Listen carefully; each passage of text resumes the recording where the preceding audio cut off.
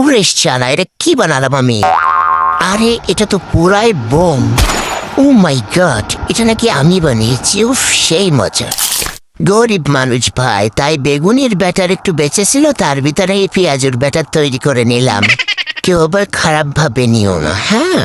তো শুরুতেই পেঁয়াজ, মরিচ, জিরা, হলুদ, লবণ সবকিছু একসাথে দিয়ে মাখিয়ে নিব। যত প্রকার মধ্যাকর্ষণ শক্তি আছে সবকিছু প্রয়োগ করে দেবেন, এমন কসলেন কসলাবেন। শালার পেঁয়াজের বাচ্চা, তুই আবার মুচমুচে আর ক্রিস্পি হবি না, তোরে আজ দেখা লাবো। তারপর আবার একটু বেসন দিয়ে সুন্দর করে মাখিয়ে একসাথে করে নিব। আরে কালী সুন্দরী, হ্যাঁ এটা হলো আমার কালী সুন্দরী। তোমরা আবার কেউ কালি কালি করো না, মন খারাপ করবে। পড়াই হলেও মানুষ তো মন তো খারাপ হবে। কালী সুন্দরীর উপর তেল গরম করে তার ভিতরে ঠুস করে পেঁয়াজের গোল্লা দিয়ে দিব। কেউ আবার আমার কালী সুন্দরীকে অবহেলা করবা না, ঠিক আছে?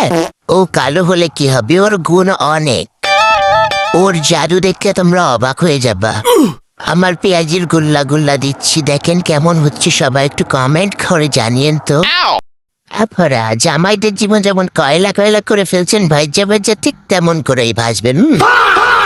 আরে আরে এটা কি কালার, ও মাই গড, সেই সুন্দর সে। আরে বানিয়েছি তো আমি, সুন্দর না হয়ে যাবে কই? এই কালো হলে চলবে না কিন্তু, সুন্দর কালার থাকতে হবে, সুন্দর। ওফ, দেখেন কি কালার, জাস্ট ওয়াও। বাজারের বেড়াগো থেকেও সেই সুন্দর হয়েছে।